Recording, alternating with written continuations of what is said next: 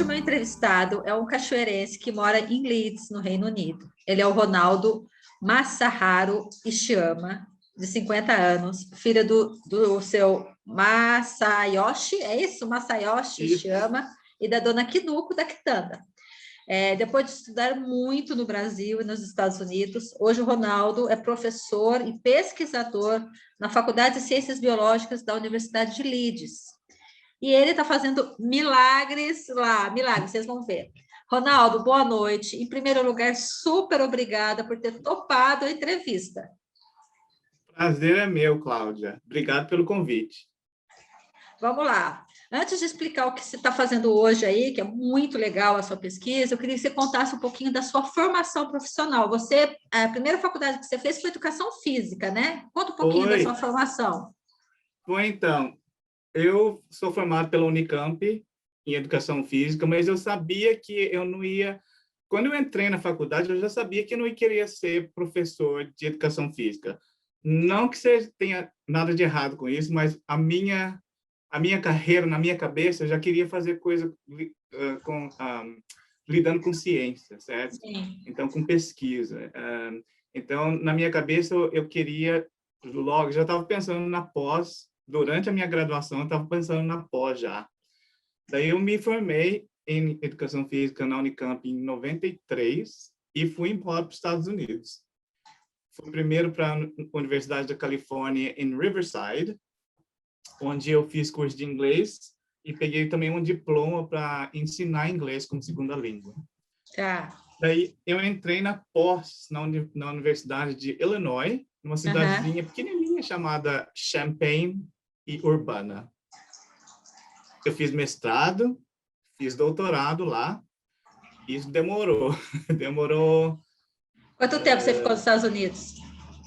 Então, só no mestrado do doutorado demorou uns 8 anos. E você fez mestrado e doutorado de quê?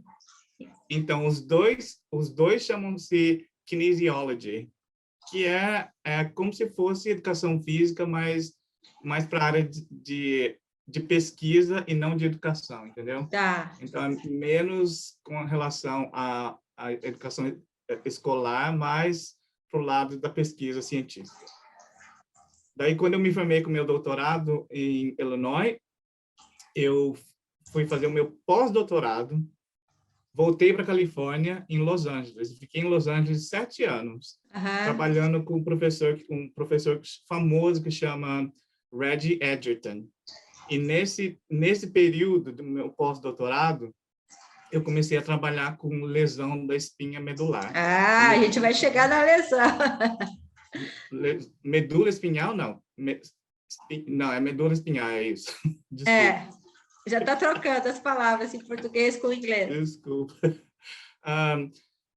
E nessa época eu comecei a trabalhar com isso, com essas lesões, porque o laboratório desse professor Edgerton fazia parte de um negócio que chama consórcio de laboratórios que eram patrocinados pelo Christopher Reeve Foundation. Ah, sim, Christopher Reeve, tá. O Christopher Reeve, alguém se lembra, ele foi o super-homem, não é? Ele teve uma lesão muito grave. Isso. E ele estava lutando para empurrar a pesquisa nessa área, na área de células-tronco e tudo mais. Então, ele ficou muito famoso. A fundação dele conseguia arrecadar muito dinheiro, então o meu pós-doutorado inteiro foi financiado pelo Christopher Reeve. Olha. E é por isso que hoje eu continuo fazendo pesquisa nessa área. Tá. E aí você fez, né, o pós-doutorado nessa área, e aí você foi convidado, eu queria que você me contasse como é que você foi parar em Leeds, na Universidade de Leeds. Pois é, nunca imaginei na minha vida que eu fosse parar aqui na Inglaterra, no Reino Unido. Porque na minha cabeça eu ia ficar pro resto da vida nos Estados Unidos. Mas essa oportunidade surgiu e eu fiz entrevista aqui, eles gostaram do meu trabalho, então me ofereceram a posição aqui e eu, na minha cabeça, eu estava pensando, vou ficar lá só um tempinho, só para ver como é que é. 13 anos depois, eu estou aqui ainda. Bom, e você, na universidade, você é professor e pesquisador, é isso? sou professor, assim, então, eu dou aula para graduação, pós-graduação, eu oriento o trabalho de doutorado, mestrado, e também eu faço pesquisa. O meu contrato aqui é 50% para dar aula e 50% para pesquisa. Bom, e aí vai chegar na pesquisa, que é uma coisa... A gente é leiga, tá? Eu sou leiga, quem está assistindo aqui, provavelmente todo mundo é leigo. Você está fazendo você faz pesquisa nessa área, né, que você já está atuando faz tempo, de lesões na medula espinhal. E você tem feito muita gente que é paralisada, né, que está paralisado por algum motivo andar, né? E você está fazendo um milagre. Eu queria que você contasse um pouquinho dessa pesquisa e explicasse para a gente que é leigo o que é a pesquisa, qual é a técnica. Então, porque eu estudei educação física, o meu interesse sempre foi em movimento, certo?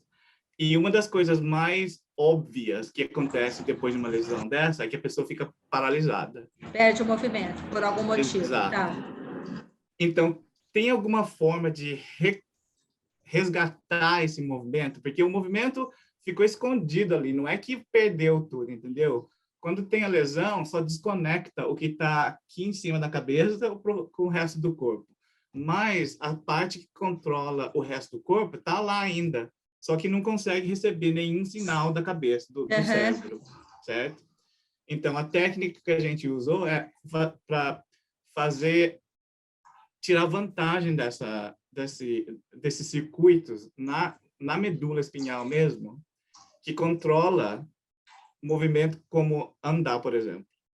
Então, se a gente conseguisse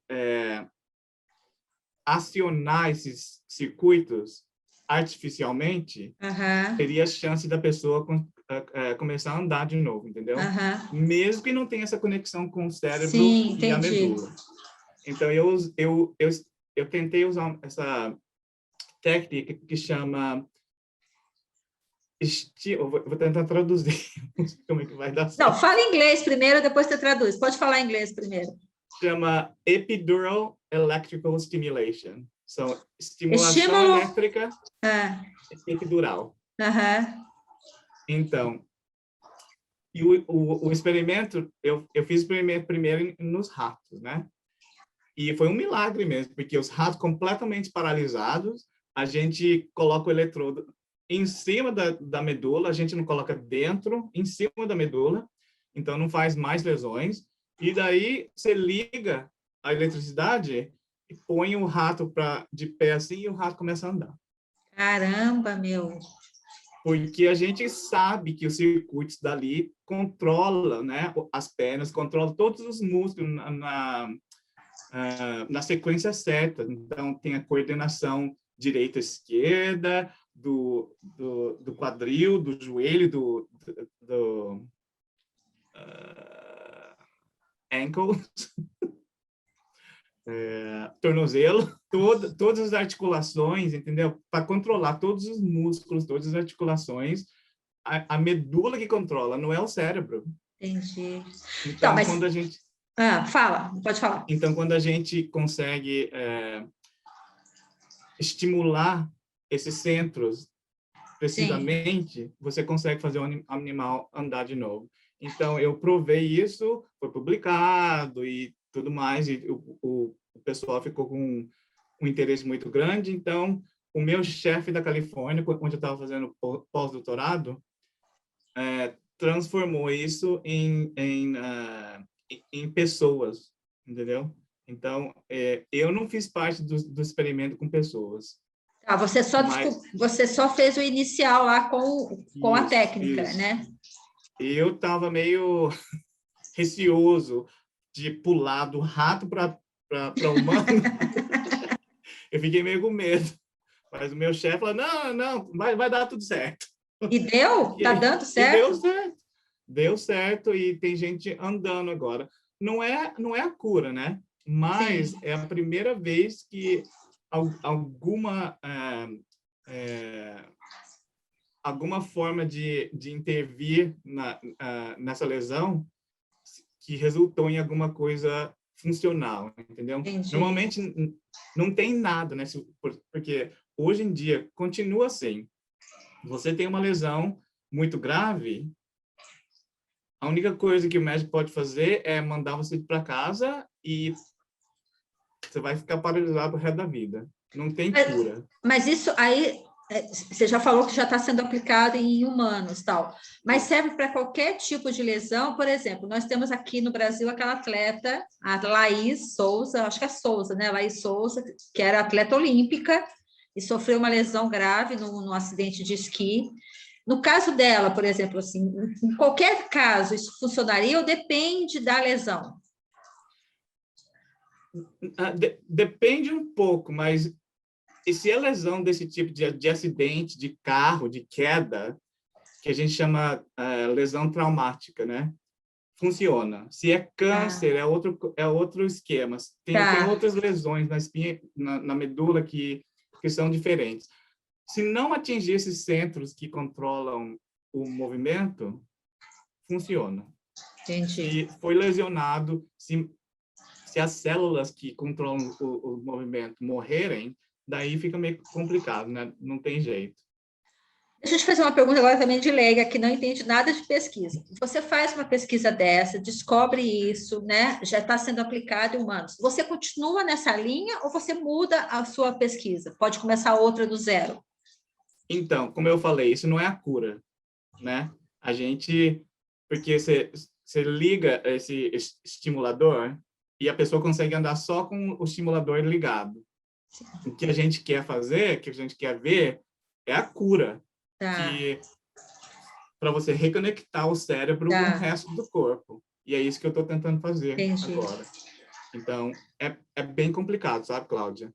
Não é muito, não é uma tarefa muito fácil. Então, a Imagino. gente, a gente descobre uma coisa, daí tem 20 outras coisas que aparecem que a gente não sabia, entendeu? Daí tem que tomar conta de todas essas outras 20, daí tomou conta das outras 20, Aparecem aparece outras. 40, Por isso que pesquisa demora anos, né? Às vezes décadas, né? Para ter um resultado comprovado, tal, né? Agora, você falou que a pessoa, quando liga, ela anda. A pessoa fica com algum aparelho conectado? Como é que é? fica, fica. É, é um negócio, é um aparelhinho que fica aqui perto do quadril, debaixo da pele. Ah, nossa. Chama subcutâneo, uma coisa assim. É, Tânio, tá? Embaixo da pele. e daí você programa, tem um aparelhinho que você programa, que aí esse aparelho que está aqui no quadril manda o sinal para o eletrodo na medula, entendeu? Tá. Gente, que coisa louca. Mas não é assim uma coisa que colocou, ligou, andou. Não é assim, né? É meio complicado o processo também. Deve ter toda Você, uma adaptação, tal, é né? muito, muito complicado, porque você tem que saber aonde ligar, com qual parâmetro de estimulação e tudo mais. Então, esse que é um problema agora, porque foi demonstrado isso em experimento, não é? Não está ainda no hospital para qualquer pessoa usar, entendeu? Sim. É isso, Mas isso que eu ia te perguntar agora, é. Mas como não tem nenhuma cura, não tem nada, não tem remédio, não tem tratamento, não tem nada para esses tipos de lesões, então tem diversas pessoas que estão meio desesperadas para ver algum resultado, certo? Então, porque você pode comprar isso. E tem países, por exemplo, eu vi reportagem, não reportagem, advertisement da Tailândia, falando que vem aqui na Tailândia, no nosso hospital, que a gente implanta os eletrodos e pronto, você volta para casa e pode andar. Então, não funciona, certo? Porque Entendi. você precisa desse processo todo para saber aonde colocar primeiro, depois a sequência de estimulação, e também você precisa ter fisioterapia intensa, não é Imagino, ficar em é. casa sentado e vai começar a andar, não é?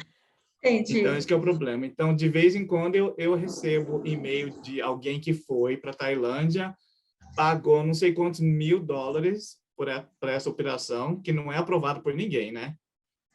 E daí voltam e falam, não tá funcionando, o que eu faço? Entendi. Meu Deus. E é quase personalizado, né? Porque depende da lesão da Isso, pessoa, isso, tal, né? exato. Mas Nossa, incrível. a, a esperança, porque as pessoas que conseguiram começar a andar de novo, as 3 pessoas que foram demonstradas essa capacidade foram, elas já estavam paralisadas já há 2, 3 anos, sem função nenhuma. Aí começou a fazer esse tipo de intervenção, de fisioterapia e estimulação, tudo combinado. E essas 3 pessoas conseguem andar com andador, né? Não tá andando e correndo aí na Olimpíada. Mas Não, mas já é, nossa, gente, é um super avanço, né? é uma grande vitória para uma área que não tinha esperança nenhuma, né? Entendi. Nossa, super parabéns, viu? Muito obrigado. Vamos lá. Você mora aí na Inglaterra? Desde que ano você mora aí? Você falou que faz 13 anos que você mora aí, né?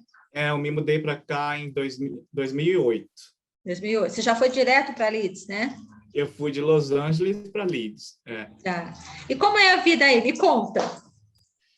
É inglês, né, Cláudia? Eu achava, ok, eu era meio ignorante do Reino Unido, para falar a verdade. Quando eu morava nos Estados Unidos, eu mais ou menos fiquei naquela bubble, naquela bolha Olha, que é os Estados Unidos, que para que saber do resto do mundo? Os Estados Unidos é a coisa melhor do mundo, então a gente é o melhor do mundo, tudo que aqui é o melhor do mundo, então não precisa saber de nada. Eu entrei nessa onda com ele e era bem ignorante sobre o Reino Unido. Aliás, a minha imagem do Reino Unido que eu tinha quando eu era adolescente no Brasil era da Margaret Thatcher, Kátia, com aquelas greves, aquelas coisas ruins, aquelas hooligans do hooligans do futebol. futebol. A imagem que eu tinha do Reino Unido era muito ruim, que é um país cinza, frio, né? London Fog, não É. é? Aquela coisa assim, de terror. Mas não é. Leeds fica numa parte da Inglaterra, porque eu também nem sabia disso. O Reino Unido é formado pela Inglaterra, País de Gales, Escócia e Irlanda do Norte. Nem isso eu sabia. Porque eu falava, estou indo para a Inglaterra. Ok, mas a Inglaterra faz parte do Reino Unido, certo? É. Então, aprendi tudo isso aqui. E eu me apaixonei pelo país, aliás, porque eu acho que a Inglaterra é um país muito desenvolvido culturalmente, entendeu? É bem diferente dos Estados Unidos. Os Estados Unidos tem esse, eu acho, eu não quero ofender nenhum dos seus ouvintes que sejam americanos, mas é bem diferente da cultura americana, que eu estava acostumado. Então foi um choque mais ou menos grande quando eu cheguei aqui, porque eu achava, todo mundo fala inglês, é a mesma língua, é a mesma cultura. Não é, não é? Então eu me apaixonei por esse país aqui, aliás, muito mais que eu me apaixonei pelos Estados Unidos.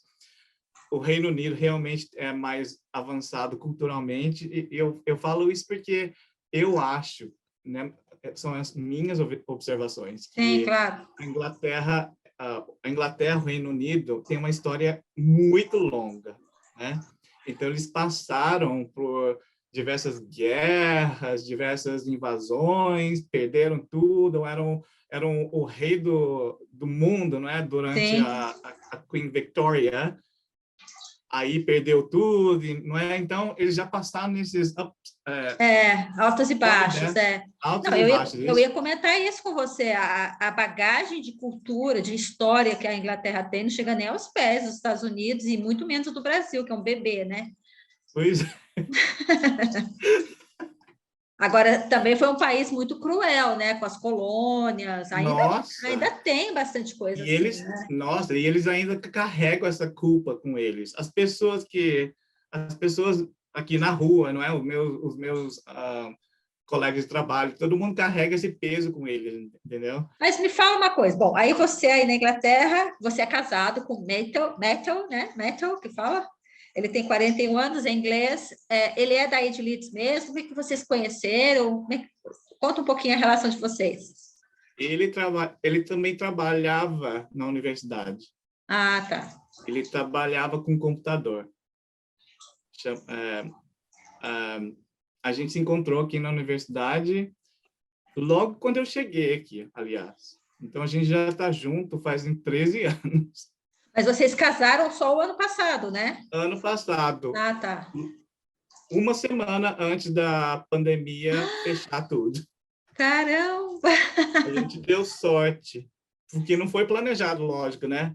A gente marcou Sim, e aconteceu, daí uma semana depois, lockdown. Nossa Senhora! Mas ele não está na universidade mais?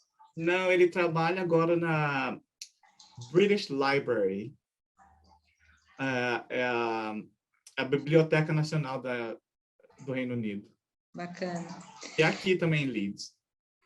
E ele conhece o Brasil? Você já trouxe ele para o Brasil? Ele já foi para o Brasil 2 vezes. E o que você mostrou do Brasil para ele, além de Cachoeira Paulista? Pois é, né? A gente foi para São Paulo, passamos uns dias em São Paulo, daí a gente foi para Foz do Iguaçu, daí fomos para o Rio de Janeiro, passamos diversos dias no Rio de Janeiro, e fomos para Angra dos Reis, e voltamos. Eu queria falar um pouquinho da sua infância em Cachoeira. Como eu já disse aqui, você é filho da dona Kinuko e do seu Masayoshi Ishiyama, a dona Kinuko da Quitanda, que todo mundo conhece. Eu queria que você falasse um pouquinho dos seus pais, quem são eles, né? A relação de vocês, a infância sua em Cachoeira. Uau! Então, a minha infância em Cachoeira foi ótima, né? Eu acho que a gente cresceu numa cidade pequena, que era segura, que a gente podia brincar na rua, volta a hora que a gente quisesse, não tinha muito problema. Eu lembro, eu brincava com teu irmão, com um monte de gente, a nossa turma de amigos em Cachoeira era enorme, a gente fazia muita coisa na rua e desaparecia, e eu acho que até a Cachoeira não cresceu muito assim, não é? Em comparação com o nosso tempo. Mas eu acho que as crianças de hoje não fazem mais do que a gente fazia naquela época. Não. Então, para mim, como se diz? Eu dou muito valor a essa oportunidade que eu tive. Também o meu pai, sendo agricultor, a gente ia para a roça bastante, e brincar na roça também é outra coisa, né? Outra coisa de contato com a natureza, tal, isso, né? de descobrir tudo, a liberdade que a gente tinha para correr, para descobrir coisas sozinho, era impressionante. Uma coisa que eu lembro muito é meio geek, que a nossa biblioteca que a gente tinha, a biblioteca de Cachoeira, ficava bem na frente do grupão. Era um quarto, assim, uma coisinha pequenininha, cheia de livro. Eu acho que eu li quase todos os livros que tinha naquela biblioteca para minha idade, certo? Sim. Os livros para criança. E eu adorava ir na biblioteca. Isso eu lembro, até hoje eu lembro disso, indo na biblioteca, descobrindo livro novo e tudo mais. Mas estudando no Serelepe, depois para o Grupão, fiz meu primário todo no Grupão, era só andar, porque a gente morava ali na frente do Grupão também, então era só andar, cruzar a rua ali, né? Já estava ali dentro. A quitanda da minha mãe era ali, não é? Então, a gente também ajudava a minha mãe na quitanda, a gente ajudava o meu pai na roça, mas a gente brincava muito também. Então, eu valorizo muito essa oportunidade que eu tive quando era criança de experimentar todas essas coisas. Lógico que hoje, quando eu penso na minha infância, eu lembro que os meus pais eram diferentes da maioria dos outros pais. Por quê? Certo? Porque eles eram japoneses, né? Então, para mim, crescendo com eles, eu não fazia diferença nenhuma, porque meus pais são os meus pais, Sim. Mas aí, quando eu comecei a ir para a escola, eu comecei a encontrar mais amigos, e ia na casa dos outros amigos, aí eu comecei a perceber que meus pais eram um pouco diferentes do resto dos meus amigos, entendeu? Mas eu, eu achei que, eu acho até hoje, eu acho que era uma coisa boa ser diferente. Até hoje, a diversidade é uma coisa que desde criança está comigo, certo? Porque eu não sou Entendi. branco, eu sou descendente de japonês, Oriental. cresci no Brasil, que é um país multicultural. É, é muito interessante isso. Eu crescendo no Brasil, aliás, com essa diversidade toda na nossa frente, e vindo para cá, por exemplo, na Inglaterra, que não é tão assim. Aliás, a primeira vez que eu fui para o Japão, eu fiquei meio chocado, porque o Japão tem muito pouca diversidade, certo? Então, é um choque muito grande quando você sai do metrô e você vê aquele mundo de gente que é tudo muito parecido, Muito né? parecido, é. Aqui no Brasil não é assim, é todo mundo muito diferente, É, é um arco-íris de sim. raças Isso humanas, é né? ótimo, né? Isso é ótimo. Exato, exato. Então, eu tô achando difícil encontrar as palavras, mas eu valorizo muito isso na minha formação, na A minha sua educação, formação. certo? Na minha infância toda aí no Brasil, porque a gente não via muito essas diferenças, né? É todo Mas mundo junto. deixa eu só voltar um pouquinho. Quando você fala que seus pais eram diferentes, era só porque eles eram japoneses, porque assim, eles. Japonês, é, Não, mas isso. porque assim, era a sua mãe jogava vôlei, a sua mãe era Ah, super é? informada na sociedade. Quer dizer, não tinha essa discriminação, né? E não era Não, não em relação à tinha. discriminação. Não, Ah, tá. não, não, não, não, não, não. Então, por isso que eu nem tinha percebido na minha Sim, cabeça, entendeu? é. Mas daí você começa a notar umas coisas que são um pouco diferentes, mas é tudo ótimo, Sim. aliás. Eu não tenho nenhuma decepção, nada E muito você grave. fez, você estudou no Serelep, eu também estudei no Serelep. Aliás, eu e a sua irmã somos a primeira turma do Serelep Pois é. e grupão, né? Assim, a dobradinha que muita gente fez ali na nossa geração, que era Serelep e Isso. grupão. E você teve aula com a tia Maria Helena também? Tive. Numa das fotos que eu te mandei, a tia Maria Helena está ali. Sim, eu vi. Se você ver da festa junina, a tia Maria Helena está bem atrás. Tia Maria Helena. E você já pensou em morar no Japão, não? Eu não quero morar no Japão, não, cara. O Japão, a primeira vez que eu fui para o Japão como adulto, eu estava nos Estados Unidos e fui visitar minha irmã no Japão. E Sim, na minha cabeça, eu sou japonês, né? Eu sou japonês, eu cresci no Brasil, todo mundo me chamando de japonês, eu sou japonês. Meus pais são japoneses, eu como sim. comida japonesa, eu fiz um pouquinho de escola japonesa. Então, na minha cabeça, eu era japonês. Cláudia do céu, cheguei no Japão, eu percebi, eu sou brasileiro. Eu sou 100% brasileiro. Não sou só a cara de japonês, o resto é tudo brasileiro. A cultura é muito diferente, A né? cultura me chocou, aliás, porque na minha cabeça, como eu falei, porque meus pais, a gente cresceu com diversos valores da cultura japonesa e tudo mais, certo? Mas não é a mesma coisa quando você chega nesse país. Meus pais também saíram do Japão há muito tempo, certo? Então, quando eu cheguei no Japão, no ano, foi 98, alguma coisa assim. O choque foi muito grande mesmo. Ronaldo, eu lembro de você praticando esportes em cachoeira, jogando vôlei, é isso mesmo? Adorava jogar vôlei. Adorava jogar vôlei. Aliás, eu comecei a jogar vôlei em Lorena, Com o com Gu? o Gu. O O Gu Gu, nosso Boaventura. técnico, o Gu. Aliás, a gente odiou o Gu por uns 2 ou 3 meses, porque ele só fez a gente dar manchete e toque por horas, todo dia. Ah, isso não é vôlei, eu quero jogar. Quer jogar, Não, quer mas, ir para quadra. exato. Não, mas aquele tempo, nossa, eu lembro muito bom. Daí, em Cachoeira, a gente jogava com a turma no clube No clube literário literário. e com Turita também, lá Cachoeira. no Cachoeira, isso. Eu tenho uma impressão que você, uma época, foi ginasta, não foi? Eu tentei fazer ginástica.